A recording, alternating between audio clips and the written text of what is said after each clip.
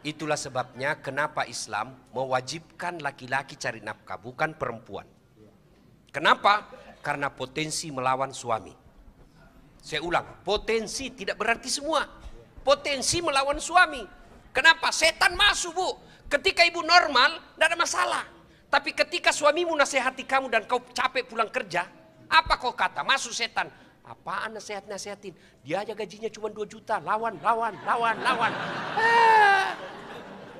Itu sebabnya laki-laki, kau yang cari nafkah. Istrimu duduk cantik di rumah, kau bawakan uang. Bukan tanggung jawabnya cari nafkah.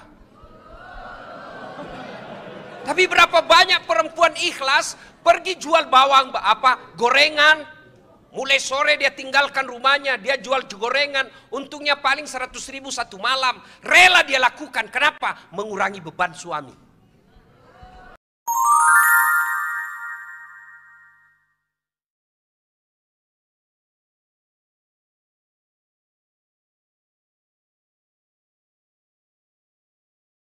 Assalamualaikum warahmatullahi wabarakatuh.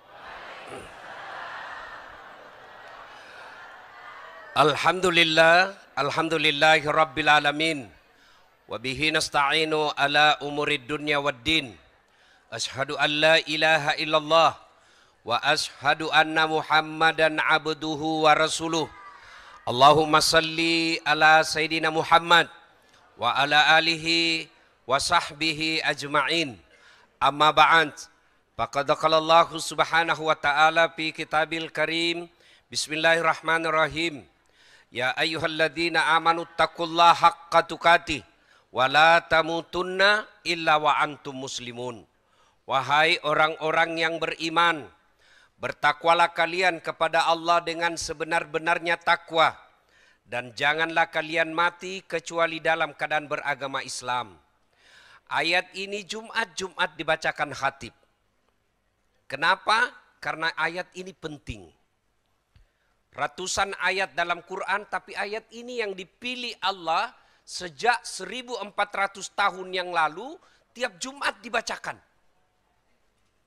Dan rasa-rasanya susah diterima akal. Jangan kamu mati, berarti mati kau yang ngatur. Wih, jangan mati ya, berarti mati mau-maumu. Padahal mati, mau atau tidak, tiba saatnya pasti. Insya Allah kita tidak akan mati dalam keadaan berzina. Amin. Insya Allah kita tidak akan mati dalam keadaan sakau. Insya Allah kita tidak akan mati dalam keadaan ngerampok. Tapi yang bisa membuat kita mati kafir, hubbi aklil haram, suka memakan barang haram. Satu di antaranya menerima serangan fajar pilkada kemarin. Kau tepuk tangan tapi kau semua pelakunya. Ustadz, bagaimana kalau sudah terlanjur Ustadz? Sudah terima 300.000? Syaratnya satu, kembalikan uangnya. Malu Ustadz, masukkan celengan masjid. Sudah habis Ustadz, hanya api neraka yang bisa mencuci perutnya. Itu ya. Wa qalaidzan, bismillahirrahmanirrahim. Ya ayyuhalladzina amanu dukhulu fis silmi kaffatan. Wala tattabi'u khutuwatis syaitan innahu lakum adu mubin. Wahai orang-orang yang beriman, masuklah engkau ke dalam Islam secara sempurna.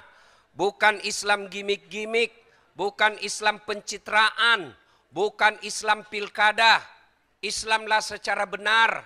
Islam kalian ketika sholat, Islam pula lah ketika kalian bikin undangan pernikahan. Belum menikah, prawedding. Boleh, tapi jangan pelukan, belum ijab kabul. Yang undang ustadz, gedungnya Islamic Center, ibu bapaknya haji, tapi foto sebelum menikah sudah boncengan pelukan. Pergi ke pesisir pantai naik mobil, naik sepeda tua. Kau mau pergi jual ikan? Ini prawedding, ini ajaran dari mana? Boleh enggak? Boleh. Tapi jangan pelukan, belum halal. Caranya gimana Ustadz? Kita kan mau tahu fotonya. Sebelah kanan laki-laki sendiri. Sebelah kiri kertasnya wanitanya sendiri. Ibu bapaknya di atasnya atau di bawahnya. Kedua mempelai. Boleh. Islamlah kau secara sempurna, secara total. Dan janganlah engkau ikuti langkah-langkah setan. Karena sesungguhnya setan itu musuh yang nyata bagi kalian. Bu-ibu, mau tahu enggak apa yang paling tidak disenangi setan? Mau ibu? Kalau ibu dengar ceramah. Itu setan paling tidak mau. Kenapa? Bocor rahasianya. Maka dia goda kita ketika dengar ceramah begini. Nggak usah kau datang, panas. Nggak usah kau datang, lebih baik kau nonton di rumah. Alhamdulillah setan di rumah bisa kita kalahkan, hadir di tempat ini. Apakah setelah bapak-bapak duduk di sini setan menyerah? Oh, dia goda lagi kau pak. Nggak usah dengar ceramah, pegang HP-mu. Jadi orang yang pegang HP ketika saya dengar ceramah, sesungguhnya kena godaan setan. Iya, bagaimana ibu mau dengar ceramah kalau ibu sibuk begini? Hah? Bagaimana ibu mau dengar ceramah kalau ibu sibuk begini? Siaran langsung juga dia, cuma 2 penontonnya, suaminya sama mantunya. Ayo simpan HP-nya ibu, bisa? Ibu-ibu yang pegang HP ketika saya ceramah, saya doakan suaminya kawin lagi. Kenapa bapak-bapaknya riang gembira? Simpan HP, bisa? Bisa? Ibu bapak, saudara-saudara sekalian, tolong diperhatikan sebentar saja. Saya sebenarnya lagi kondisi kesehatan tidak baik. Lagi tidak baik-baik saja. Tadi malam saya dari Singapura berobat, jam 12 tiba. Ya. Nah, ini belum sehat betul, tapi karena cintanya kepada majelis musyawarah, saya datang ke tempat ini. Cuma saya bilang saja tadi sama Mas Seto, jangan duduk di samping saya. Kenapa Ustadz? Tambah jelek saya Mas. Ya toh? Masya Allah ya. Kalau orang gagah duduk di samping saya, dia tambah gagah, saya makin hancur. Untungnya kita masuk surga bukan kualifikasi kegagahan. Kalau kegagahan nomor 1 masuk surga para artis, kita nomor belakang.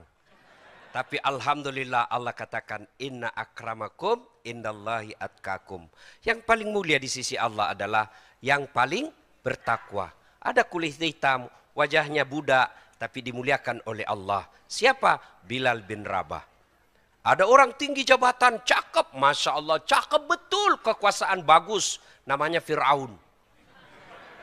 Iya, Fir'aun itu pak, tidak ada yang berani lihat wajahnya.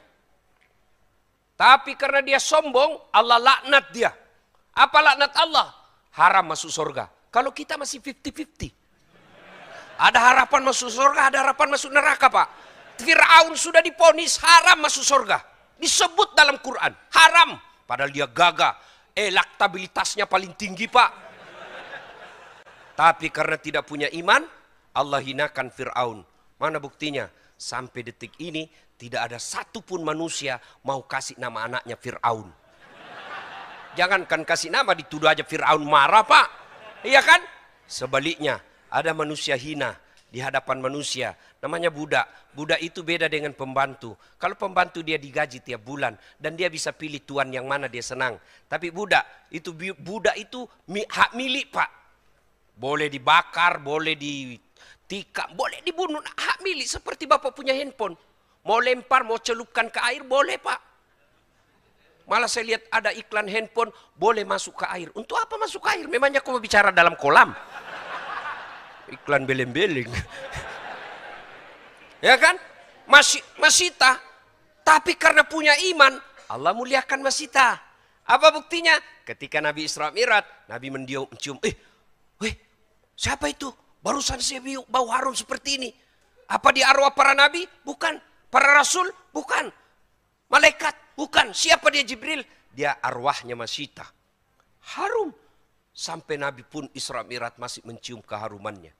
Cukup sampai di situ? Tidak. Allah muliakan Masita. Sampai detik ini berapa banyak perempuan namanya Masita. Dan saya yakin ada di antara ibu-ibu. Nah, supaya kita menjadi orang yang jauh dari Fir'aun, masuk golongan masita, kita hadir di pengajian ini. Tapi setan dia goda kamu. Tidak usah dengar ceramah, pegang HP-mu. Kau sudah tahu apa yang dia sampaikan itu. Ngapain kau ngaji kalau begitu? Dari kau lahir belajar A, ba, ta, sampai sekarang itu juga itu kau baca. Kalau kau bilang, sudah kau tahu ceramahnya. Kenapa mesti diulang-ulang? Itu karena setan selalu menggoda kita. Maka simpan dulu HP-nya, dengar dulu ceramah. Ya. Nah, suatu kali Nabi di Madinah sangat panas. Panas betul. Itu Madinah, Bu. Ibu tahu Madinah? Tahu Madinah, Bu? Tahu? Itu Depok belok kiri. Nah, Madinah kalau panas, Pak, asli panas. Kalau dingin, asli dingin. Dan saya sering rasakan. Madinah panas waktu itu. Dalam keadaan panas tiba-tiba ada seorang manusia keluar dari rumahnya. Berlari-lari kecil dia, Pak. Kenapa? Takut sengatan matahari. Lalu menuju ke masjid. Dia adalah Abu Bakar Siddiq. Selang beberapa saat keluar lagi dari rumah seorang manusia berlari-lari kecil. Juga takut sengatan matahari, maka dia buru-buru. Tak lain adalah Umar bin Khattab. Dia dapati Abu Bakar. Abu Bakar, tidak biasanya siang-siang begini kau ada di masjid. Ada apa gerangan? Lapar Kak Bos. Kosong perut. Daripada saya cuma lapar di rumah, mending saya datang di sini. Lapar dapat pahala. Sama waktu saya sekolah, Pak. Makanya kebiasaan sampai sekarang terbawa puasa Senin Kamis. Kenapa? Saya sering kelaparan waktu sekolah. Saya bilang sama adik saya, daripada kau cuma lapar, mending kau puasa. Lapar dapat pahala. Akhirnya kata Umar, saya lapar, maka saya datang ke sini. Kata Abu Bakar, Umar balik tanya, kau juga kenapa ada di sini? Sama, saya juga lapar. Mereka lanjutkan zikir. Selang beberapa saat keluar rumah seorang manusia, santai aja jalannya, tidak buru-buru. Kenapa? Kemana beliau melangkah, ada awan melindunginya sehingga tidak tersentuh secara langsung oleh matahari. Dialah Muhammad sallallahu alaihi wasallam. Assalamualaikum warahmatullahi wabarakatuh. Wahai sahabatku. Waalaikumsalam warahmatullahi wabarakatuh. Kata Nabi, siang-siang kok ada ke masjid semua di sini, ada apa? Kata Umar, kami lapar ya Rasul. Makanya kami datang. Umar balik bertanya, ya Rasul, Anda juga kok barusan siang-siang begini? Dia bilang sama, saya juga lapar di rumah. Maka saya datang, Pak. Akhirnya Umar punya usul. Ya Rasul, bagaimana kalau kita ke rumahnya Abu Dahda? Abu Dahda ini orang kayanya Madinah, hebatnya kaya dermawan. Yang banyak di Depok, kaya pelit. Kalau masih pelit masih aman, Pak. Serakah. Kalau pelit dia cuma tidak mau keluar duitnya. Kalau serakah sudah tidak mau keluar, dia ambil haknya orang. Itu yang banyak politisi lakukan di Indonesia. Anehnya kita pilih juga. Apa? Bukan kabelem-belem namanya itu. Iya toh, kita sudah tahu, tapi masih dipilih juga hanya karena pencitraan.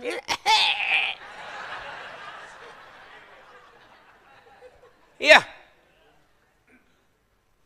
Abu Dahda kaya dermawan. Sampai di rumahnya. Assalamualaikum warahmatullahi wabarakatuh, kata Umar. Assalamualaikum warahmatullahi wabarakatuh ya sahibul bait. Selang beberapa saat dijawab oleh perempuan. Waalaikumsalam warahmatullahi wabarakatuh. Ya Rasulullah. Masuk ya Rasul. Kata Nabi, tunggu dulu, mana suamimu? Baru saja ke pasar, sebentar lagi datang. Oh begini, tidak boleh kami masuk tanpa izin suamimu. Nih, dengar ibu-ibu. Hei, dengar. Tidak boleh memasukkan laki-laki tanpa izin suami. Ini Nabi. Bagaimana kalau sepupu? Sepupu satu kali, tidak boleh. Sepupu dua kali, tidak boleh. Apalagi sepupu lain kali. Tapi yang banyak sekarang baru suaminya pergi ditelepon teman SMA-nya. Cepat kau datang. Suamiku sudah pergi, cepat-cepat. Saya diprotes ibu-ibu. Lebih banyak laki-laki selingkuh daripada perempuan. Siapa bilang? Ayo, sama jumlahnya. Kenapa? Ibu-ibu pasti selingkuh juga sama laki-laki. Bapak-bapak pasti laki-laki selingkuh sama perempuan. Tidak mungkin dia selingkuh sama laki-laki juga. Iya Pak, berarti jumlahnya sama. Maka Nabi katakan kita tunggu suamimu. Dengar Bu, tidak boleh memasukkan laki-laki lain tanpa izin suami. Datang keluarganya dari Sulawesi. Bang, ini ada adekmu nih. Gimana? Kalau suami katakan suruh tunggu di ruang tamu, suruh tunggu di teras, tidak boleh kasih masuk ibu. Haram. Nah, datanglah. Suaminya selang beberapa saat, datang. Assalamualaikum warahmatullahi wabarakatuh. Oh, senang betul.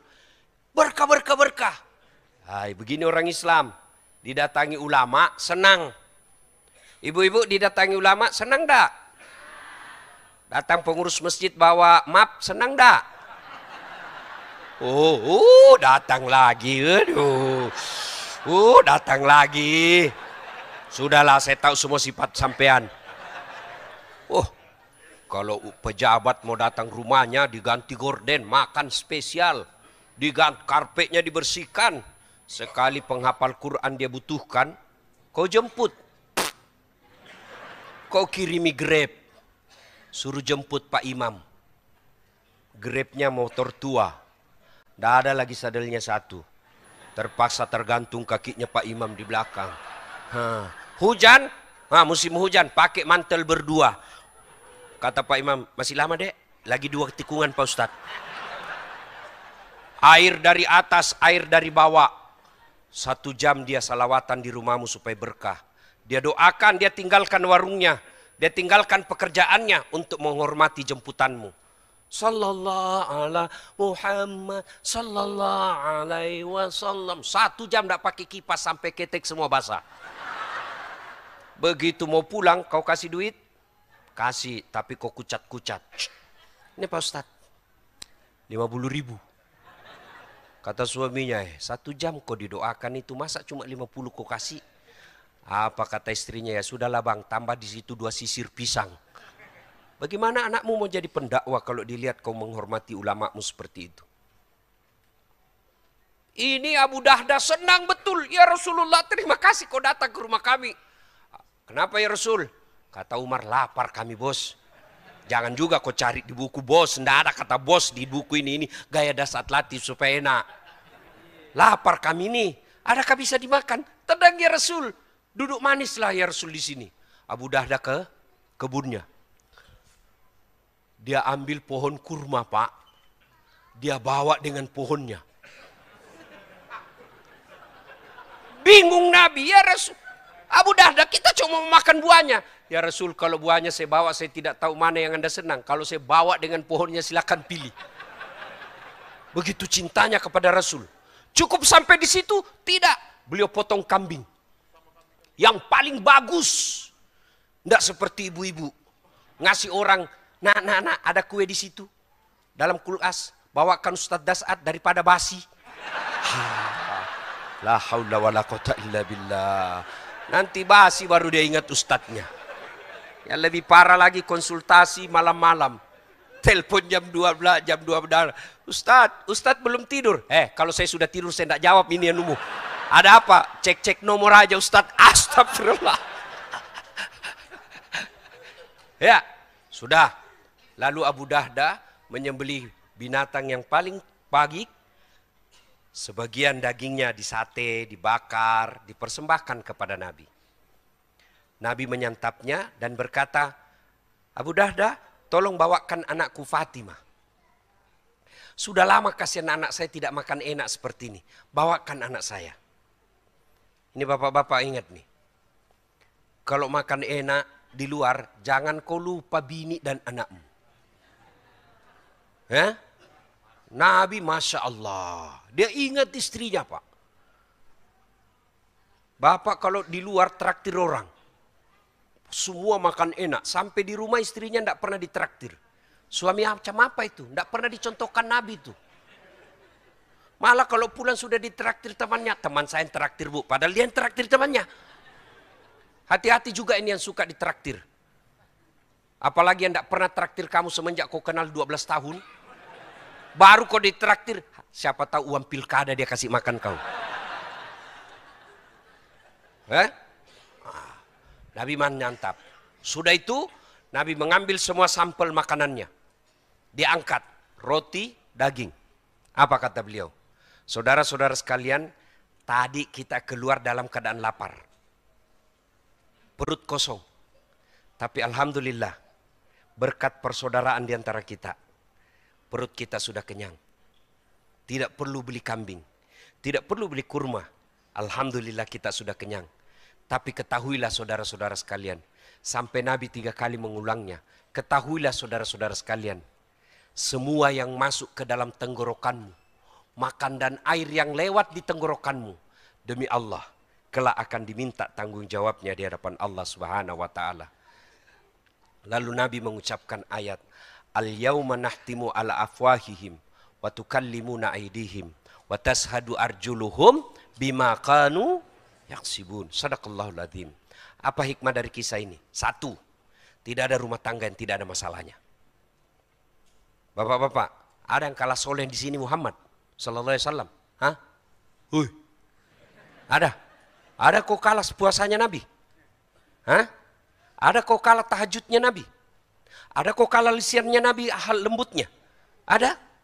Demi Allah tidak ada yang kalah ibadahnya Nabi di kolong langit ini. Tapi apa Nabi tidak punya masalah? Dengar tuh tadi kisah, kelaparan Pak. Datang Jibril menawarkan, ya Muhammad, kau berdoa, ini gunung Uhud dijadikan emas. Apa kata Nabi? Lebih baik saya lapar hari ini, besok saya puasa, kenyang hari ini, besok saya puasa. Kita baru mengeluh, sedikit tidak makan. Aduh, ya Allah kenapa kau hukum saya begini? Itu Nabi, ibadahnya bagus. Ada masalah dalam rumah tangganya. Ya Allah capek saya hadapi hidup saya, ya Allah. Kenapa kau berikan beban berat begini, ya Allah? Kata malaikat, kata Allah, malaikat karena dia sudah capek hidup, cabut nyawanya. Mana ada manusia yang tidak ada masalahnya? Ayo. Ada orang Pak, sudah 2 anaknya kasihan, tidak punya rumah. Ada orang belum menikah sudah punya rumah. Apa masalahnya? Tidak ada anaknya. Ada orang punya rumah, punya anak. Apa masalahnya? Suaminya selingkuh. Setia suami istri, ada anak, ada rumah. Apa masalahnya? Mertuanya suka intervensi. Mana ada orang manusia yang tidak ada masalahnya? Ayo tunjukkan ke saya. Ini di depan saya. Muka-muka penuh masalah juga ini Pak. Ayo tunjuk ke saya, mana tidak ada masalahnya. Semua orang punya masalah. Alhamdulillah, sedulur-sedulur, sedulur saklawase. Allah tidak berkata, Dasat, kalau ada masalahmu, kau jadi anggota dewan dulu. Tidak. Dimas, kalau ada masalahmu, kau jadi kaya dulu. Tidak. Allah cuma minta 2 hal. Ista'inu bisabri wassalah. Sabar, perbaiki solatmu. Itulah resep menyelamatkan rumah tangga. 2 aja, sabar. Ada masalahmu, sabar. Digosip, sabar. Suamiku jelek. Ya sabar. Itulah jodohmu. Kenapa? Allah tahu kalau suamimu gagal, dia malu jalan sama kau. Kenapa? Karena kau juga jelek. Selesai urusan. Istriku suka ngomel, sabar. Kau tidak sabar, pulangkan saja. Ini kau ngomel-ngomel, bertengkar, hamil lagi.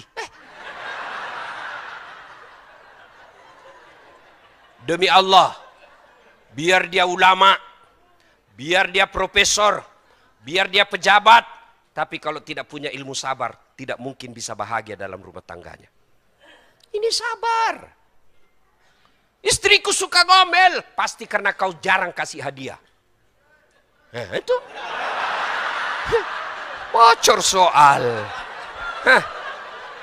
Rahasia perempuan itu Pak, 2.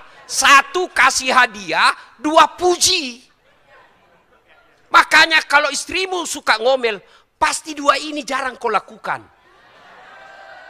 Sudah jarang kasih hadiah, tidak pernah lagi memuji. Coba itu ibu-ibu. Biar kau ndak punya, ndak setiap hari kau datang rumah, yang penting ada duitnya, aman dia.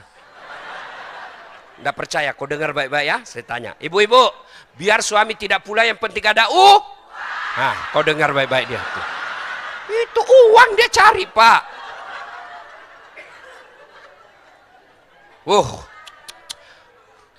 Nah sekarang, apakah rumah tangga yang bergelimpangan dengan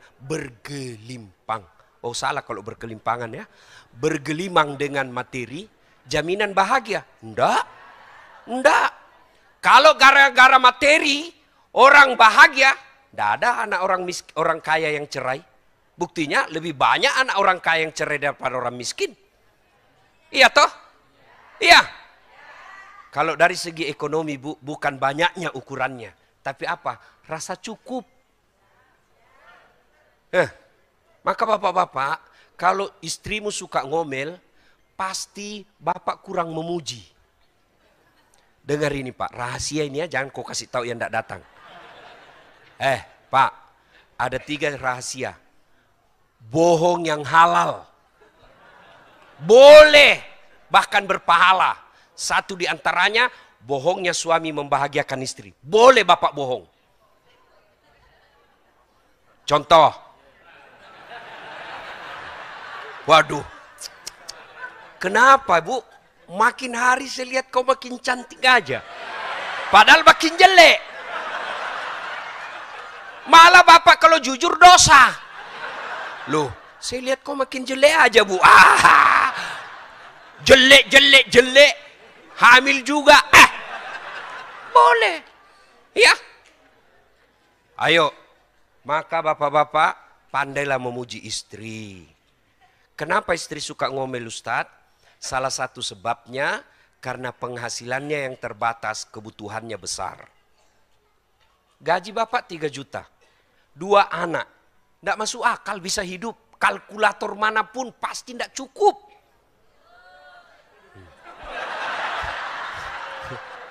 Tapi karena perempuan ahli bidang ekonomi, 3 juta dia berusaha hidup dalam sebulan. Coba kalau bapak pegang itu 3 juta. Tidak bisa cukup. Tapi istri 3 juta dia bisa cukup.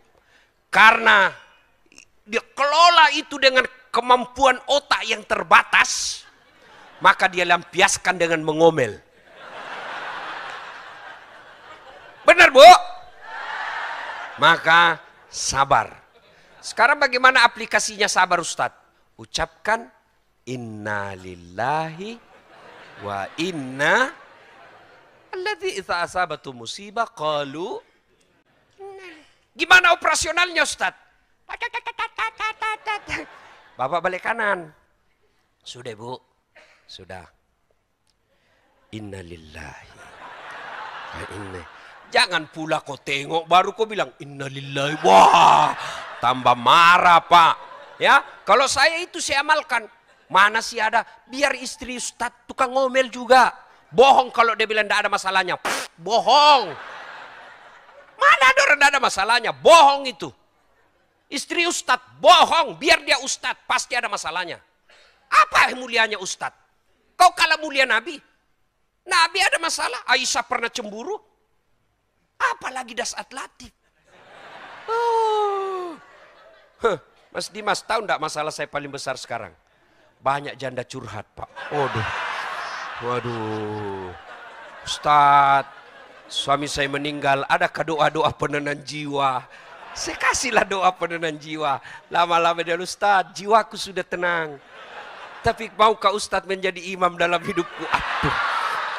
Saya bilang, mohon maaf, saya bukan imam Ibu, saya penceramah. Tapi rumusnya, saya cuma ucapkan kalau mamanya cik ngomel. Innalillahi wa inna ilaihi. Masih ngomel, saya peluk. Lalu saya menyanyi. Bila kamu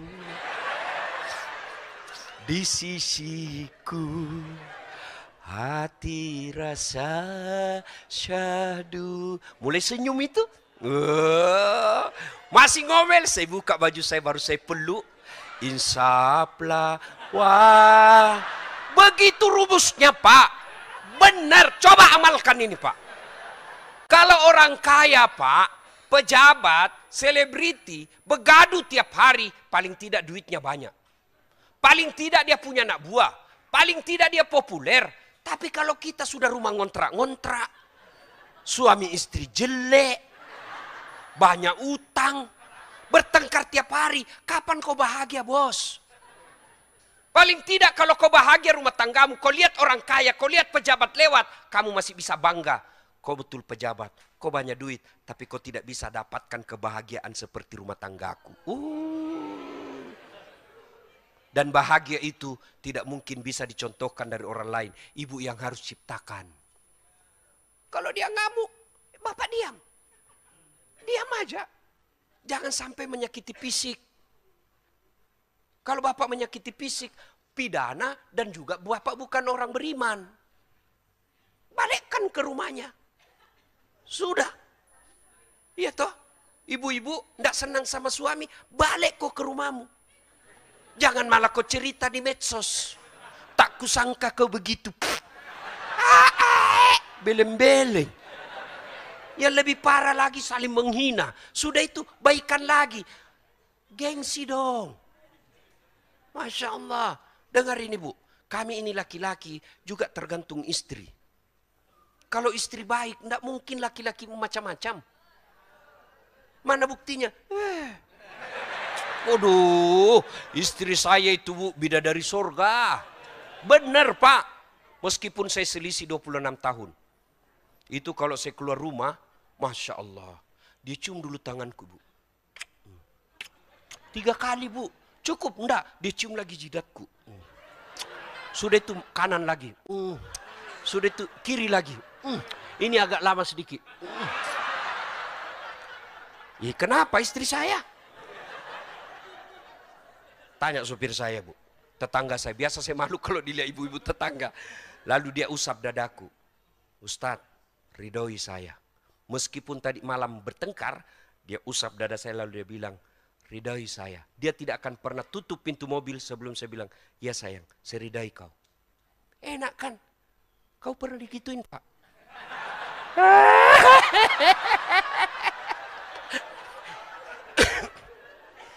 Tapi istrimu tidak mungkin begitu kalau kamu tidak mendidiknya.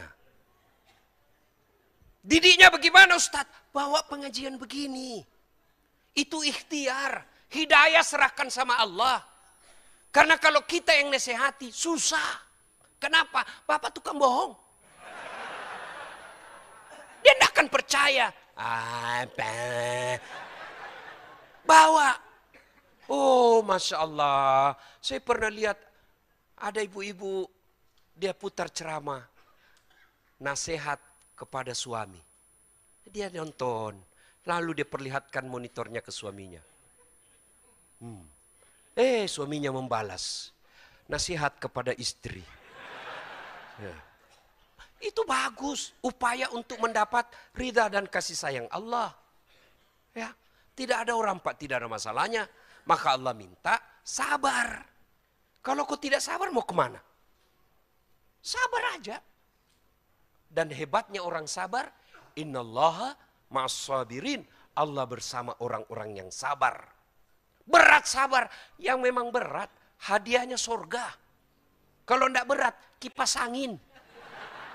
Oh bapak ibu dekat aja sama Dasat sudah selfie-selfie. Siapa ini? Jelek, hitam, pendek. Apa kelebihannya? Cuma satu kelebihannya. Penuh pesona.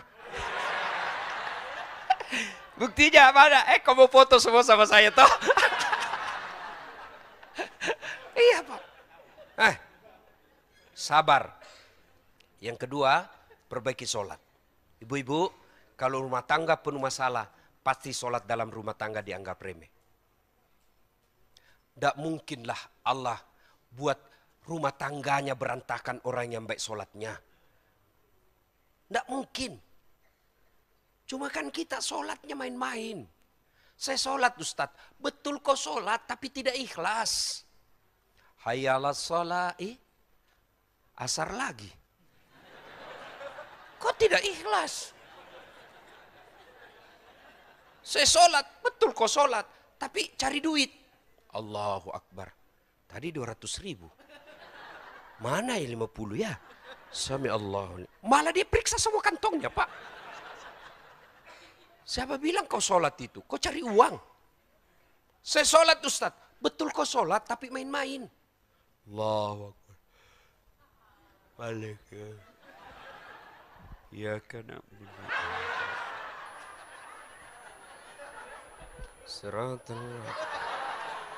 Kau ketawa karena membayangkan diri sendiri semua kan?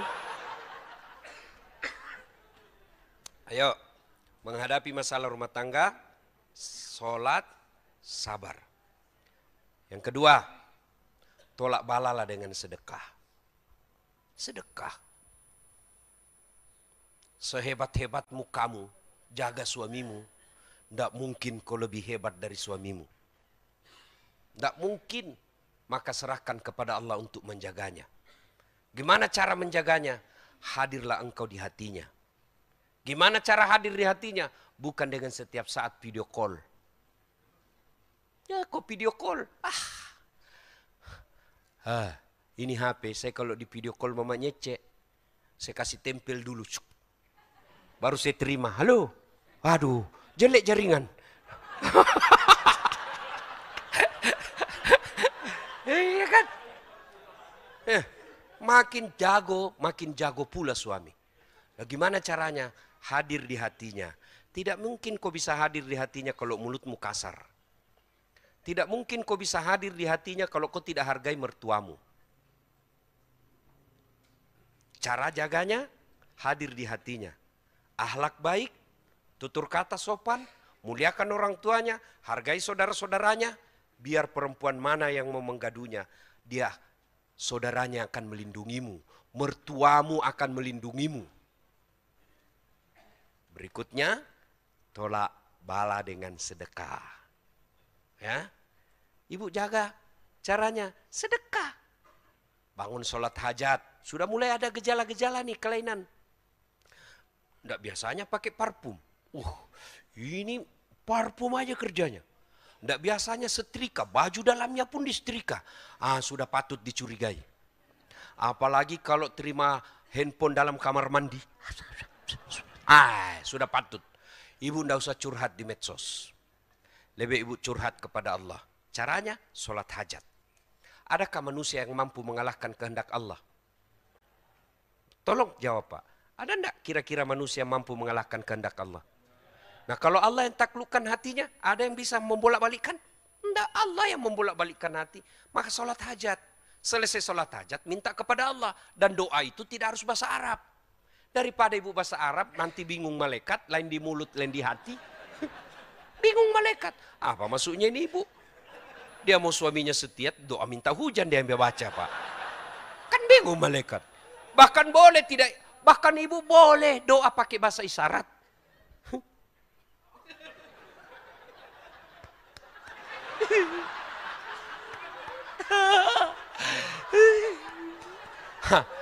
Kawin lagi suaminya ini. Ya Allah, Engkau sudah tahu apa yang ku mau. Hambamu tidak mampu dan tidak cakap menyusun kalimat. Tapi Engkau yang tahu apa yang kuinginkan. Ya Allah, lindungi suamiku dari perempuan jahat. Ya Allah, ini ada duit saya 100.000. Saya bawa ke panti asuhan. 100.000 ini ya Allah, niat saya tolak bala. Mudah-mudahan suamiku terpelihara dan terhindar dari wanita jahat. Bismillah, coba ibu amalkan. Yang jadi masalah kalau suaminya juga bangun sholat hajat.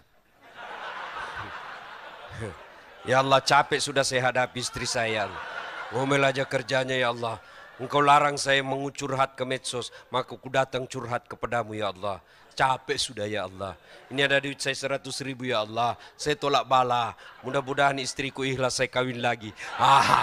Bingung malaikat. Bu. Ya. Sabar, sholat. 3, sedekah. Yang berikutnya, perbanyak amal-amal sunnah. Yang sederhana aja dulu. Apa itu? Selawat. Ibu selawat. Gampang diucapkan. Tapi gara-gara itu bisa membuat Allah tersenyum kepada kita. Makanya tidak salah orang tua dulu kita selalu bilang, salawati aja dulu. Ya, ibu bayangkan mukanya suami, salawati bu. Iya, lagi tidur, salawati. Ya, ibu salawat, usap ubun-ubunnya. Allahumma sholli ala sayyidina. Ini lagi tidur, kalau lagi tidur. Kalau dia terbangun, saya salawati kau bang. Jangan marah, selawat. Bapak-bapak juga begitu. Istrimu suka ngomel, bayangkan pegang mulutnya kau salawati. Selawati aja dulu, salawat. Ya, mudah-mudahan dengan selawat itu Allah kemudian membalas doa-doa kita. Ya. Yang berikutnya sunnah-sunnah, ibu biasakan zikir. Ada pahalanya, sangat gampang di lisan, pahalanya sangat berat ketika ditimbang nanti. Kalimat subhanallah, alhamdulillah. Cuma jangan buru-buru. Bapak-bapak rajin zikir tapi tidak berbekas. Kenapa? Karena bapak buru-buru. Ngucapnya tidak ikhlas dan tidak jelas.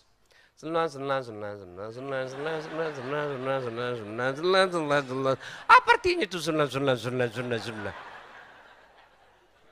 Ibu ketawa karena ibu membayangkan diri sendiri kan.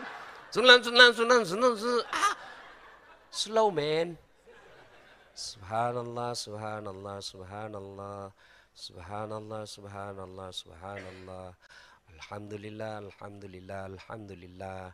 Coba Masya Allah, ibu-ibu tertimpa masalah dalam rumah tangga, ambil wudhu, sholat hajat, menghadap ke kiblat, duduk dengan baik, lalu ibu menyebut nama-nama Allah. Ya Allah, Ya Rahman, keluar air mata ibu seolah-olah ibu curhat kepada Allah. Ya Allah, Ya Rahman, Ya Rahim, Ya Salam. Subhanallah wa bihamdihi, subhanallahil azim.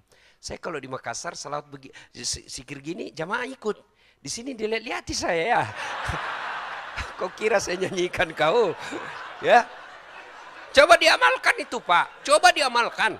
Ya.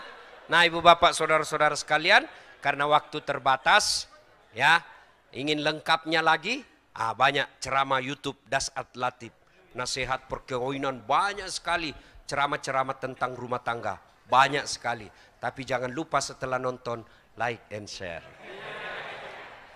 Kenapa kau ketawa, cowok? Promosi kebaikan, bos.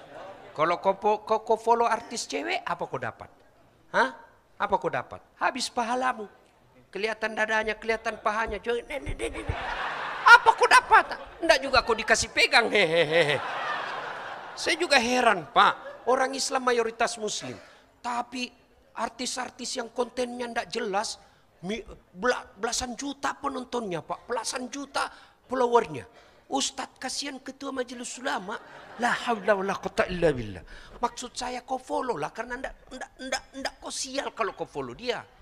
Kau follow lah itu ustadz-ustadzmu. Kau juga enggak rugi kalau kau follow.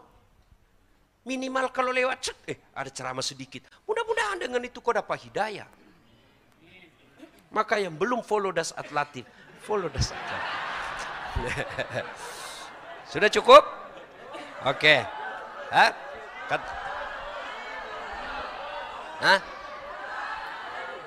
Katanya ada tanya jawab 15 menit. Ini sudah saya pas tadi 13.00. Sudah 48 menit. Nah, kalau ada yang mau bertanya, silahkan. Assalamualaikum warahmatullahi wabarakatuh. Saya ada agak ini sedikit, Ustaz. Karena sering sekali yang disampaikan itu bukan kesuksesan Nabi, bukan kesuksesan para sahabat. Selalu Nabi dalam keadaan lapar, sahabat-sahabat dalam keadaan merana. Apakah ini bukan yang dilakukan oleh Israiliyah supaya kelihatannya umat Islam itu jelek, tidak punya apa-apa? Nah, bagaimana ini Pak Ustaz? Demikian. Assalamualaikum warahmatullahi wabarakatuh. Waalaikumsalam. Pak, begini Pak, saya share saja foto saya Pak. Itu pakai mobil Tesla yang begini-begini. Saya dibully Pak. Ustadz pamer-pamer. Saya bilang, jadi maumu Ustadz miskin? Ya, tidak. Kenapa kita cerita ini? Untuk memberikan motivasi bahwa Nabi aja rusak, rumah tangganya banyak masalah. Tapi tidak berarti tidak bahagia. Saya ingin kesankan, Nabi itu dalam hidupnya penuh masalah, Pak. Coba, faktanya kan belum lahir sudah yatim. Iya kan? Baru 2 hari diambil ibu susunya, Halimatus Sa'diyah. 4 tahun sama Halimatus Sa'diyah. Beberapa kali mau dibunuh sama orang Yahudi. Karena terancam jiwanya, usia 4 tahun baru dibalikkan ke ibunya. Diambil sama ibunya. Ya, Siti Aminah. Usia 8 tahun, kata ibunya, kita pergi ke nak, ke Yastrib. Tengok kuburan bapakmu. Pergilah ditengok. Balik di desa nama Afwah, meninggal lagi ibunya. 6 tahun sudah yatim piatu. Lari ke kakeknya. 8 tahun meninggal lagi kakeknya. Diambil ke pamannya. 12 tahun sudah dagang. Dagangnya bukan pakai mobil. Onta dari Mekah ke Yastrib. Ke Syam. Syria sekarang. Nggak naik pesawat. Ya. Kenapa? Kenapa diceritakan seperti ini? Karena di Indonesia, Pak, lebih banyak orang susah daripada orang senang. Supaya kau susah, jangan kamu merasa kecil hati bahwa Nabi aja susah tapi bahagia. Susah tidak identik dengan bahagia. Susah tidak identik dengan tidak bahagia. Nabi itu susah hidupnya tapi bahagia. Mana buktinya? Beliau katakan, baiti jannati. Sekarang banyak orang kaya tapi rumahnya tidak dinikmati. Banyak duitnya tapi tidak dinikmati. Malah bukan namanya dia pakai. Kalau kita cerita kebahagiaan, Abdurrahman bin Auf, orang kaya. Rasulullah sebelum menikah, itu beliau pengusaha muda. Bahkan boleh dikata, orang-orang Islam pertama masuk Islam itu, generasi muda, kalau istilah Indonesia supaya Bapak gampang tahu, anggota HIPMI. Abu Bakar Siddiq, orang kaya. Utsman bin Affan, orang kaya. Abdurrahman bin Auf, orang kaya. Orang-orang kaya dulu. Tapi bedanya, beliau itu kekayaannya fisabilillah untuk dakwah. Kalau kita kaya bakil pelit. Allah larang kita kaya, tidak. Saya paling jengkel itu, Pak. Biasa saya sandingkan, Pak. Misalnya saya post dulu ini saya pakai private jet. Ya, saya dibully. Suka pamer kekayaan. Nah, kau tahu ini saya cuma numpang. Nebeng. Bukan saya punya. Saya hanya ingin mencitrakan bahwa jadi mubalik itu tidak mesti susah. Supaya anak-anak kita juga mau belajar agama. Gimana anak kita mau belajar agama, Pak? Pulang dia lihat Ustadz pulang bawa ketan. Iya toh? Bawa ayam di kampung, lepas pula ayamnya. Dikejar lagi, jatuh sarungnya, Pak. Gimana anak kita mau sekolah agama? Dia lihat artis, Pak. Cuma datang lompat-lompat, buka baju, tang. Hidupnya mewah. Maka saya kadang sengaja posting bahwa jadi ulama, jadi pendakwah tidak mesti kau susah. Alhamdulillah, saya bukan mau sombong, Pak, ya. Wah, saya pakai kendaraan di Makassar, sepertinya kendaraan saya pakai, Pak. Tidak cukup 3 orang yang punya di Makassar. Hebatnya lagi, bukan saya beli. Saya dikasih. Allah Karim. Hari ini saya dapat lagi orang kasih saya mobil Alphard untuk saya pakai di Jakarta. Tidak perlu keluar duit. Dan siapa yang belikan saya? Non-muslim Tionghoa dari Palembang. Coba kita ya, orang yang banyak punya duit, banyak barang-barang mewah, tapi dia beli. Kalau saya, bukan saya beli. Lalu ketika saya post dibully, Pak, yang dia senang kita jalan kaki. Yang dia senang kita, kau bilang yang sinis-sinis begitu, kamu tahu perjalanan dakwah saya? Kamu pernah enggak rasakan? Saya pernah emosi, Pak. Kau pernah enggak rasakan kita naik perahu malam-malam buaya di samping kita? Tapi alhamdulillah enggak berani ganggu, kan dia bilang di atas bosnya. Buaya darat di atas, Pak. Saya bilang, kamu pernah enggak rasakan jam 1 dini hari ditinggal mobil, jam 6 baru sadar sopirnya penumpangnya hilang? Ini saya pernah rasakan, Pak. Pinggir jalan, Saya sholat subuh terpaksa di tengah hutan. Kita semua pernah rasakan. Naik katinting 9 jam. Waktu dihubungi dia bilang cuma 2 jam.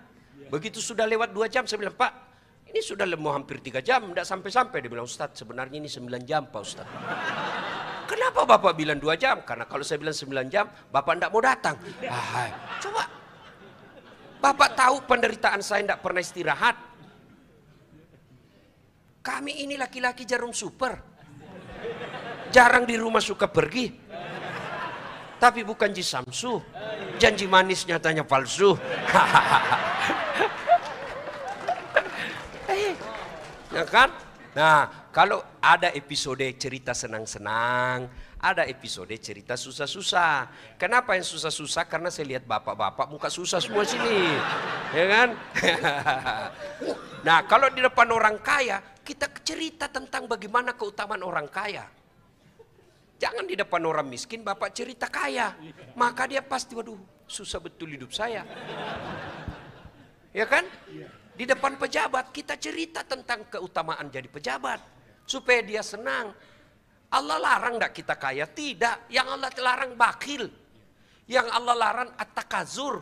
Kau berlomba-lomba memperkaya diri, kau pamer-pamer, lalu kau enggan bayar zakat. Kemarin tuh Pak saya jengkel sekali. Saya post foto saya dengan salah satu pengusaha. Dia bilang, Ustadz, sekali-kali dong foto dengan anak yatim. Saya bilang, saya bukan cuma foto dek, saya puluhan saya sekolahkan beasiswa. Dari mana? Dari honor dakwah saya. 56 orang anak sarjana yatim piatu, tidak mesti cerdas. Saya kasih beasiswa Pak, 56 orang. Kalau lihat muka saya tidak mungkin saya punya. Dari mana saya dapat? Itulah kalau Bapak undang saya ceramah, itulah aku bagi-bagi. Saya bilang, malah ada yang balik, Ustadz Matre. Saya bilang, kau minta maaf ya. Kalau enggak, saya lapor kau di polisi. Kurang ngajar kau. Saya marah Pak kalau ada yang maki-maki saya.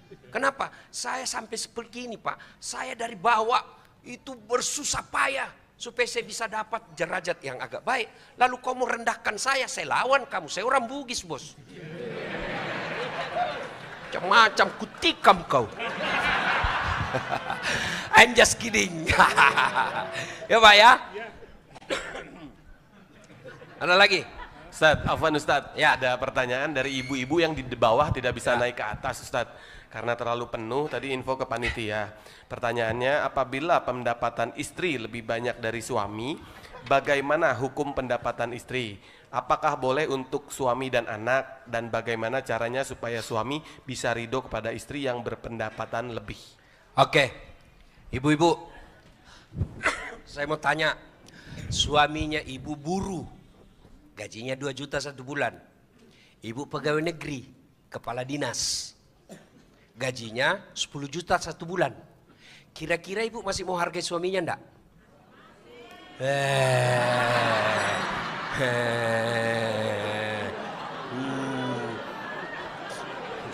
Wong ada aja gajinya suamimu lebih besar masih kau bilangnya apa kau? Hah? Itulah sebabnya kenapa Islam mewajibkan laki-laki cari nafkah, bukan perempuan. Kenapa? Karena potensi melawan suami. Saya ulang, potensi tidak berarti semua. Potensi melawan suami. Kenapa? Setan masuk bu. Ketika ibu normal, tidak ada masalah. Tapi ketika suamimu nasihati kamu dan kau capek pulang kerja, apa kau kata? Masuk setan. Apaan nasihatin? Dia aja gajinya cuma 2 juta. Lawan. Itu sebabnya laki-laki, kau ini laki-laki, kau yang cari nafkah. Istrimu duduk cantik di rumah, kau bawakan uang. Bukan tanggung jawabnya cari nafkah.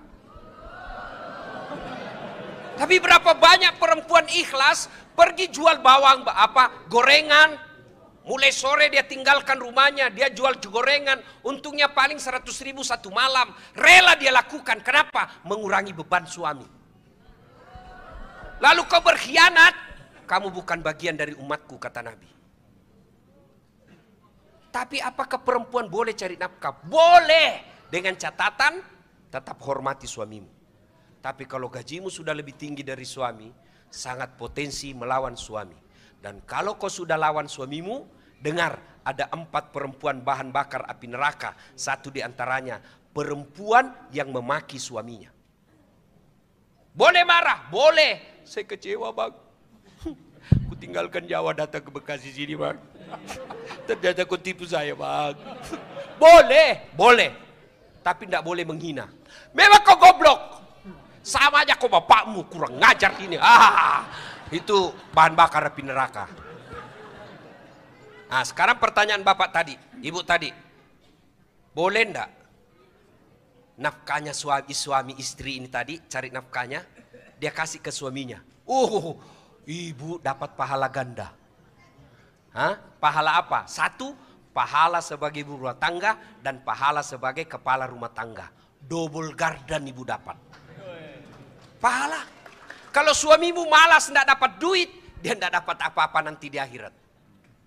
Tapi hebatnya itu suami, dia tanggung ibu dunia sampai akhirat. Kalau ibu alim, ibu baik agamanya, suamimu tukang judi, tidak sholat, kamu tidak urus suamimu. Tapi kalau suamimu ulama, istrinya tidak pakai jilbab, tukang gosip, tidak bayar puasanya, dicari. Mana suaminya ini? Kok bisa begini ini suaminya?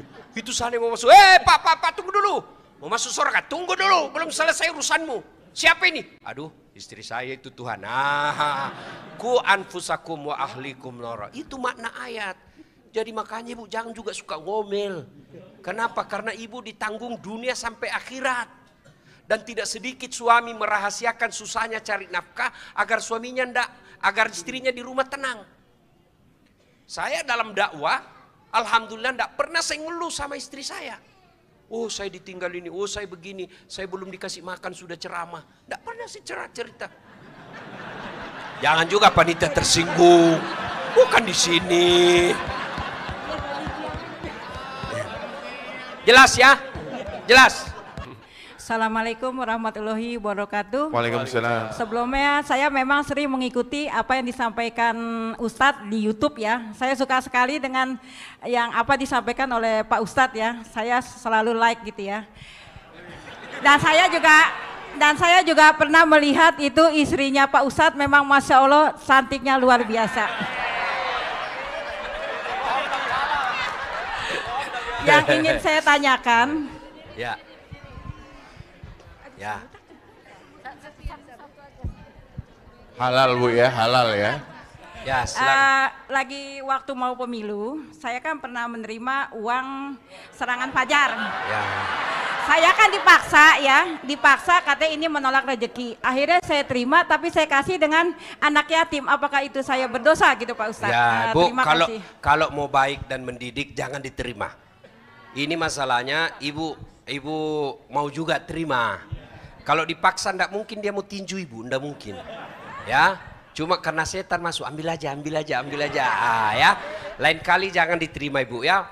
Kita perbaiki bangsa kita dengan bermula, jangan terima uang sogok politik ya, Bu ya. Insya Allah. Ibu ndak kaya dengan menerima 300.000 dan ibu tidak akan miskin dengan menolak 300.000. Tapi yang pasti 300.000 itu menentukan masa depan bangsa. Kalau ibu terima, itu berarti ibu menutup masa depan anak yang jujur, cerdas, akhlak baik, jadi anggota DPR, jadi bupati. Kenapa? Karena hanya orang kaya yang bisa untuk masuk jadi pejabat. Terima Coba kasih, bermula Pak Ustadz. dari itu. Soal istri saya Bu, ini adik-adik nih yang belum punya istri. Dek, dengar ini. Ini kisah nyata. Nggak usah kau pacaran, Dek. Istri saya itu, saya ketemu ibunya hari Ahad dalam pengajian. Jumat saya lamar. Nggak pernah ketemu, nggak pernah lihat. Nanti saya lihat setelah ijab kabul. Kenapa sekarang banyak rumah tangga tidak saling menghormati? Terlalu lama pacaran. Pacaran kau 2 tahun, berapa kali kau tipu? Berapa kali kau bohongi? Dan pada saat itu tidak ada ikatan sehingga kalian saling memaki. Pada saat sudah 2 tahun saling memaki, masuk ke rumah tangga, pasti kebiasaan buruk itu terbawa. Nggak mungkin kau mulai dari nol. Memangnya kau pompa bensin? Nggak mungkin ya. Maka nggak usah pacaran. Jangan pacaran. Nggak bahagia. Saya buktinya. Nggak pernah ketemu Pak. Nggak pernah lihat wajahnya. Fotonya aja nggak pernah saya lihat. Nanti sudah ijab kabul, baru saya ketemu. Wow, hafal Quran. Kalau saya pula pergi ceramah, video call. Ustadz, Ece hafalannya sudah hadis kesekian. Alhamdulillah. Daripada anak orang kaya, cakti, tapi tidak bisa tenang jiwamu. Begitu kau keluar, datang lagi sama mantannya ini. Kau kaya, kau dihinanya. Tapi coba kalau agamanya baik, insya Allah adik-adik sekalian, tidak usah kau pacar-pacaran. Kau suka, langsung lamar. Tidak dia terima, berarti bukan itu yang terbaik. Ini pacaran syar'i. Dari mana kau belajar pacaran syar'i? Tidak ada itu. Ya, oke bos. You understand? Thank you very much. Ya, oke Bu, ada lagi? Cukup? Bapak-bapak dulu, kenapa ibu-ibu semua ini? Bapak-bapak lagi? Oh satu. Ya, silakan. Ya, satu. Oh iya, silakan. Ya.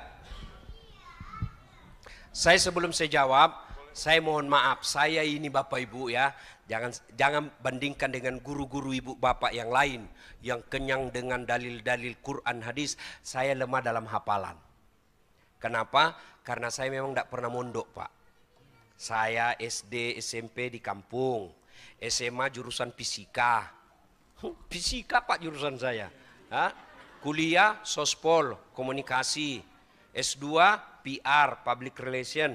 S3 juga komunikasi politik. Jadi ustadz. Kalau ustadz yang lain coba sebut, semua dari Timur Tengah. Saya dari Unhas, sospol. Tapi karena niat saya mau dakwah, mau saya banyak berusaha, biarlah Allah yang membantu saya. Alhamdulillah, ya. Biar non muslim pun senang dengar dakwah saya. Nah, alhamdulillah, besok saya mengislamkan lagi, tapi tidak pernah saya share yang mengislamkan orang. Kenapa? Saya menghargai perasaan umat yang lain. Sama juga kita Pak, kalau diviralkan orang dikafirkan kan jengkel kita Pak ya. Begitu juga orang lain. Maka cukuplah mereka dia masuk Islam, alhamdulillah ya. Oke Mi? Ya. Assalamualaikum warahmatullahi wabarakatuh. Waalaikumsalam warahmatullahi wabarakatuh. Nama saya Hartono. Pertanyaan pertama, iman kan naik turun ya Pak Ustadz ya. Betul. Nah, bagaimana tips untuk biar kita tetap menjaga konsistensi kesabaran dan semangat ibadah? Ya. Terus pertanyaan kedua, bagaimana pengelolaan keuangan di rumah tangga? Apakah harus diserahkan penghasilan suami ke istri semua, atau kalau misalnya setengah saja udah cukup untuk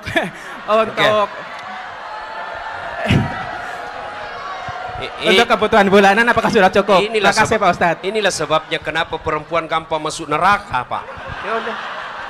Baru pertanyaan begitu Pak, tahu ini? Handphone. Kalau Bapak punya handphone pakai terus kenapa Pak? Lobet. Kalau lobet Bapak apain? Kalau tidak dicas? Mati. Kalau mati masih bisa pakai? Tidak. HP baru Pak. Pulsanya 10 juta. Kuotanya unlimited, bisa pakai? Tidak. Enggak. Begitu juga dengan hati. Kalau dunia terus, Bapak enggak cas, pasti mati hatinya. Lihat pekerjaannya orang baik, dunia. Lihat rumahnya orang mewah, dunia. Lihat popularitasnya orang, dunia. Lihat mewahnya jabatan orang yang semua fasilitas difasilitasi negara, dunia. Lihat istri cantiknya orang, dunia. Kapan Bapak cas? Kalau tidak dicas, mati hatinya. Punya hati tapi tidak ada gunanya. Kapan casnya? Satu, nih dengar dakwah. Dengar dakwah. Dua, berteman orang-orang soleh. Kalau Bapak berteman dengan orang soleh, Bapak ketularan solehnya. Kata Nabi, kalau kau berteman dengan penjual parfum, kalau kau tidak dapat parfumnya, kau dapat bau harumnya. Tapi kalau kau berteman dengan pandai besi, kalau kau tidak dapat apinya, kau dapat bara panasnya. Bapak tahu kulit kambing? Tahu kan? Kalau dia menjadi pembungkus Quran, kulit kambing yang hina selalu dicium. Ambil Quran, cium. Selesai baca, cium, simpan di atas. Kenapa? Dia mulia karena berteman dengan Quran. Tapi kalau Quran berteman dengan drum, Bapak tahu drum? Bersahabat dengan kulit kambing. Apa jadinya? Dipukul Pak. Duk, salah milih teman. Ya Pak, kalau Bapak berteman dengan Dasat Latif, tidak mungkin saya bilang, Pak, di mana panti pijat yang bagus ini? Tidak mungkin. Ya kan? Pasti ayo Pak. Di mana sholat bagus berjamaah, yang bagus parkirnya. Bertemanlah. Maka di nomor handphone Bapak sebaiknya ada ulama, ada ustadz, ada orang-orang soleh. Ya, ngopi boleh ngopi dengan pengusaha, tapi sekali-kali ngopi dengan penghafal Quran. Supaya apa? Kita berharap ketularan imannya, kebaikannya. Ya. Yang ketiga, Bapak setelah satu, saya ulang Pak supaya tidak lupa, dengar dakwah. Dua, berteman dengan orang-orang soleh. Tiga, jangan kunjungi tempat yang cenderung membuat kita maksiat. Ya, tidak usah saya sebut tapi tahu Bapak sana. Yang keempat, berapa? 4. Yang keempat, coba Bapak selalu berpakaian khas orang Islam. Coba Bapak, pernah enggak Bapak lihat saya tidak pakai gamis? Saya kemana-mana sepeda pun saya pakai gamis. Orang bilang enggak nyambung, saya bilang enggak apa-apa, emang saya susah kau. Ayo, minimal kalau saya pakai gini Pak, saya enggak akan ke tempat-tempat yang jelek. Tidak mungkin saya nyasar panti pijat. Pakai gini enggak mungkin Pak. Oh kan cuma mijat Ustadz. Iya betul, lain dipijat, lain mengeras. Ya, jelas Pak ya? Jelas. Ibu-ibu, Bu, kalau mau suamimu baik, enggak jalan kemana-mana, suruh pakai peci hitam, putih. Suruh pakai gamis. Sudah Ustadz, dia ganti di mobil. Sudah karakternya memang sudah itu jahat. Ya, yang kelima, Pak, paling penting, doa. Ujung Al-Baqarah. Rabbana la tusik qulubana ba'da is hadaitana wa hab lana min ladunka rahmah innaka antal wahhab. Ya Allah, jangan kau palingkan hati hamba setelah engkau berikan hidayah. Maka jarang banyak juga saudara-saudara kita yang telah menyatukan dirinya dengan kelompok hijrah gagal. Kenapa? Karena kembali lagi ke komunitas awalnya. Ya, boleh enggak bergaul dengan mereka? Boleh, tetapi setelah itu Anda yakin dulu tidak akan rusak. Ya, you understand? Yes. Thank you very much. You are welcome. Bagus sekali kau. Ada lagi? Masih banyak ya? Oh, Yang gaji suami. Ya. Pak begini, kebutuhan istri 5 juta dalam sebulan. Maka Bapak dosa kalau punya duit 7 juta cuma kasih 3 juta. Kenapa? Karena Bapak mampu dan tidak memenuhi kebutuhannya. Kebutuhannya 5 juta, tapi gaji kita cuma 4 juta. Bapak serahkan semua. Kelebihan satu, kalau ibu nuntut yang 1 juta, itulah yang Rasul tidak senang. Jangan kau bebani suamimu dengan sesuatu yang tidak mampu dia lakukan. 4 golongan yang saya sebut tadi Bu, yang perempuan penghuni api neraka, satu diantaranya istri yang membebani suaminya melebihi kemampuannya. Halo Ibu. Bu, mau tolong saya sebentar. Tolong saya Bu, angkat sikunya Bu. Ini, tolong gigit. Ayo gigit sikunya Bu, saya kasih hadiah handphone saya. Ada yang bisa? Ayo gigit sikunya Bu. Ayo gigit. Itulah suamimu kau suruh sesuatu yang tidak yang di luar kemampuannya.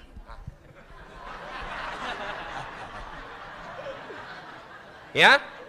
Nah, Bapak punya gaji 7 juta. Kebutuhan 5 juta. Jangan kasih semua 7 juta, Pak. Harus ada namanya uang suami. Karena kalau Bapak kasih semua susah nariknya, Pak. Bener Pak, saya pun rasakan itu Pak. Ya. Betul ya Ustaz, betul. Susah, dia kalau sudah pegang uang Pak, susah memang. Kenapa? Ibu, oi, dengar juga saya ini Bu. Setengah mati saya bela kau di sini. Bu. Tidak semua penghasilan suami wajib disetor ke istri. Nah sekarang saya tanya Ibu, apa semua kewajibanmu kepada suami kau lakukan? Enggak kan?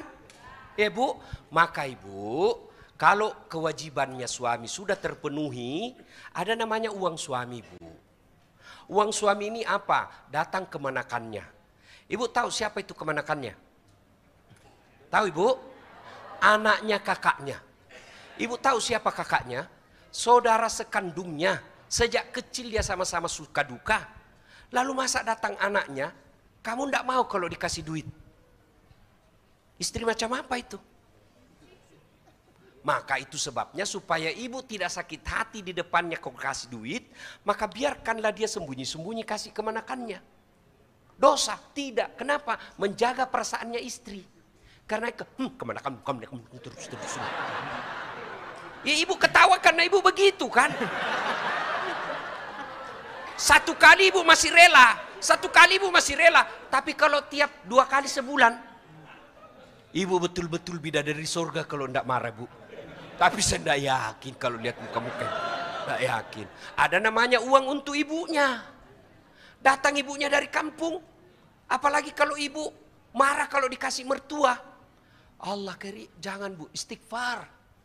Kadang ada istri marah kalau dikasih ibu. Itu banyak yang curhat sama saya. Dia kasih istrinya, kasih mamanya sembunyi-sembunyi. Saya bilang iya sembunyi-sembunyi karena kau marah kalau kau dikasih. Dia tahu kamu marah. Maka dia sembunyi. Supaya apa? Supaya kau tenang, ibunya juga dapat. Tidak masuk akal saya kalau ada istri yang marah kalau kasih uang suami, ibunya suaminya. Bu, tolong jawab. Ibu pernah rasakan hamil? Pernah? Enak enggak? Oh, jalan aja susah. Mau duduk. Iya tuh ibu. Ada ibu-ibu hamil tengkurap. Berapa lama ibu tidak tengkurap? 9 bulan. Repot kan? Masih ingat waktu melahirkan? Masih? Ada enggak ibu-ibu melahirkan senyum? Mentang-mentang dia selebriti keluar kok nak. Enggak. Cuma ya toh? Masih ingat waktu menyusui? Masih? Apalagi waktu tumbuh giginya.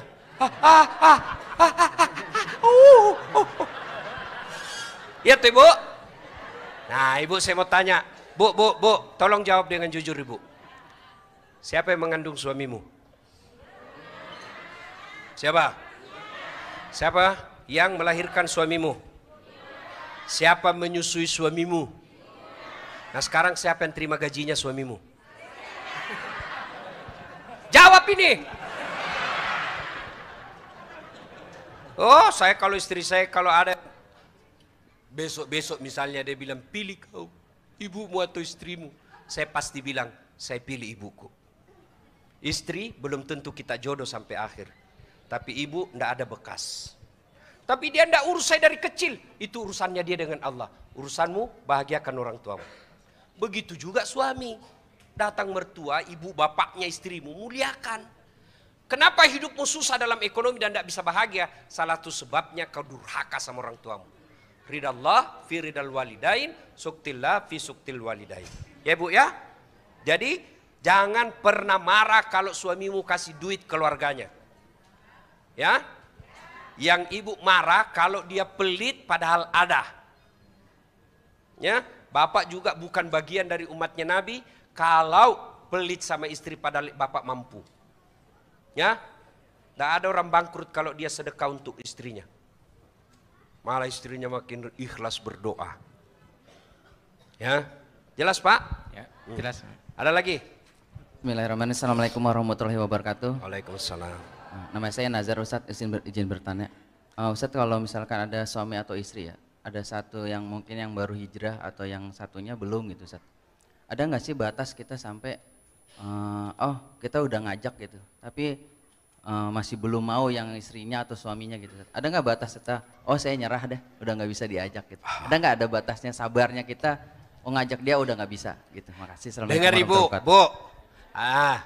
Bagi istri yang menolak ajakan suaminya, pilihannya satu. Kena murka Allah. Yang kedua, ikhlaskan suamimu kawin lagi. Ya kan ibu menyerah. Iya kan? Saya menyerah Pak. Oke? Karena kau menyerah, nikahkan saya. Surga bu. Ya ibu-ibu, banyak jalan menuju surga. Memang banyak, tapi macet. Bu, nah sekarang Pak, ini bukan bermasuk porno dan jorok ya. Ini pendidikan fikih keluarga. Bapak usia 45, istri juga 43. 43 Ibu masih sudah menopause ya Bu ya? Berarti 60 Ibu ya? 60? Oke. Biar Ustadz dibohongi juga ini Bu. Berapa Ibu? 40? 50? Oke lah. Suami 55. Ibu 50. Ibu sudah tidak mampu melayani suami. Itulah sebabnya Islam menghalalkan poligami. Jangan marah Bu, dengar dulu. Jangan dulu.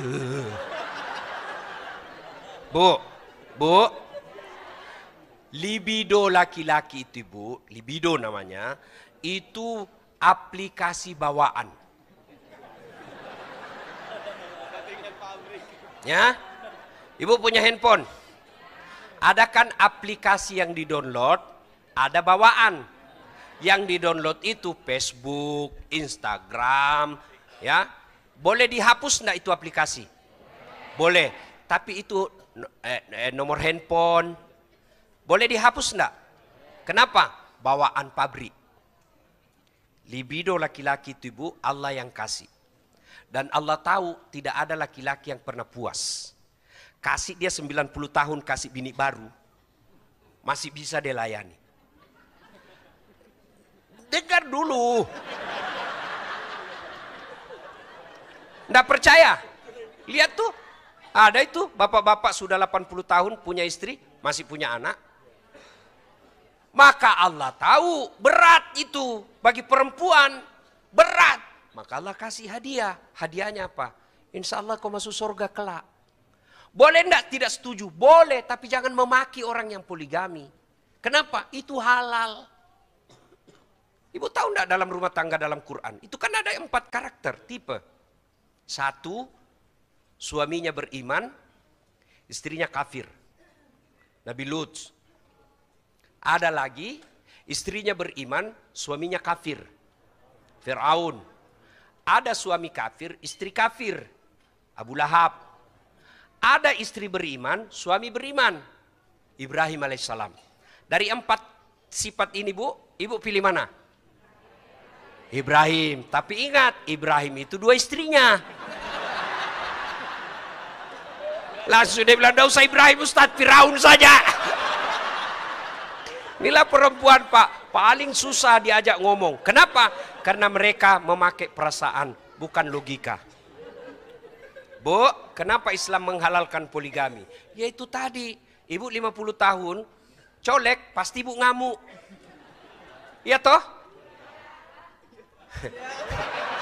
Ya sudahlah Ibu, tidak usah dilanjut. Nah, maka laki-laki daripada dia bersinah, Allah kasih pintu. Nikahlah lebih dari 1, boleh. Dengan catatan mampu. Mampunya itu 1, mampu secara materi. 2, mampu dipermalukan. Itu juga mampu. Mampu dimusuhi anak, mampu dimusuhi istri, mampu dibully. Silakan. Boleh dirahasia, boleh. Namanya nikah siri. Tapi yang tidak boleh nikah mut'ah, kontrak. Mana itu nikah siri? Bukan berarti tidak ada wali. Tetap ada wali, cuma tidak ada surat nikahnya. Tapi tidak disarankan. Kenapa? Karena besok-besok pasti yang rugi perempuan. Kenapa kita hidup bernegara? Bernegara itu ada administrasinya. Besok-besok ibu mau menikah, mau sekolahkan anak, diminta akte kelahirannya. Akte kelahiran tidak bisa keluar kalau tidak ada buku nikah. Tidak ada akte kelahiran, tidak bisa sekolah. Itu siapa yang rugi? Anak. Maka bapak nikahlah secara baik-baik. Ya? Untuk menikah secara baik-baik, ada 2 kata dalam Quran, nikah dan sawaj. Sawaj itu bahasa Indonesianya pasangan.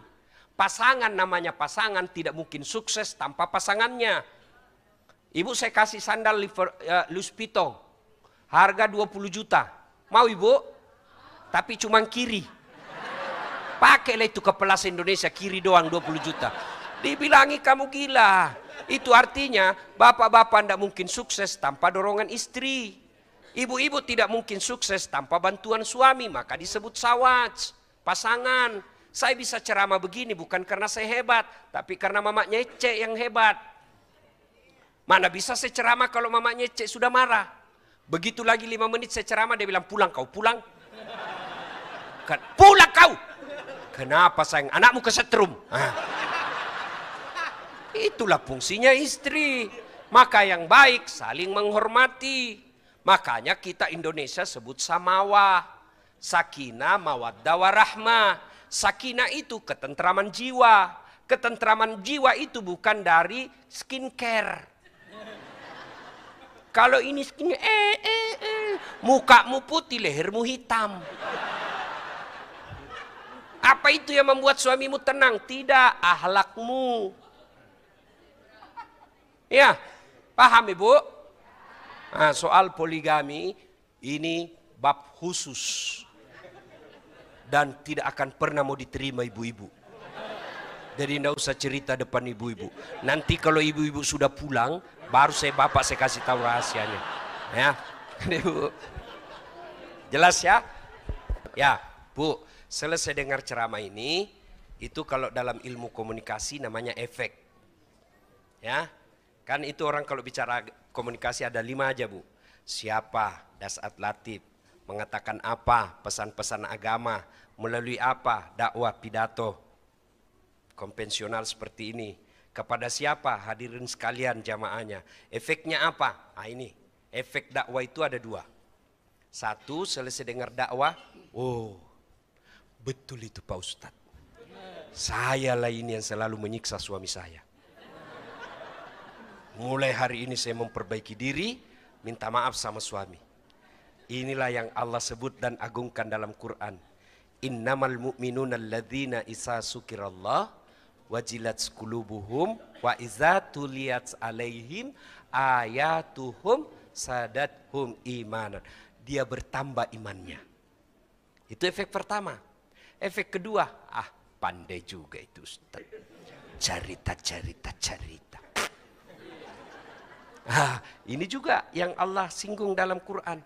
Wa thawa'un alaihim a'anzartahum am lam tunsirhum. Kau sampaikan ayat Allah atau tidak sama saja, mereka tidak akan beriman. Bahkan mereka lebih hina dari binatang. Bapak-bapak tahu binatang? Tahu? Ada namanya kambing. Kakak saya di kampung jual beli kambing. Itu kalau ada kambingnya nakal juga suruh temannya, dia panggil penjaganya. Jual itu yang nakal. Jual. Sampai di pasar tidak ada yang beli. Apa dia bilang? Bawa pulang, potong, kita makan sama-sama. Dagingnya jadi sate. Isi perutnya coto Makassar. Kakinya sop kikil. Ekornya sop buntut. Lidahnya sop lidah. Pipinya sop pipi. Tulangnya sop konro. Pelernya obat kuat. Itu waktu saya kecil dulu. Dibakar, diiris baru dibakar. Ya, kambing. Nakal, jual. Dan yang beli, potong.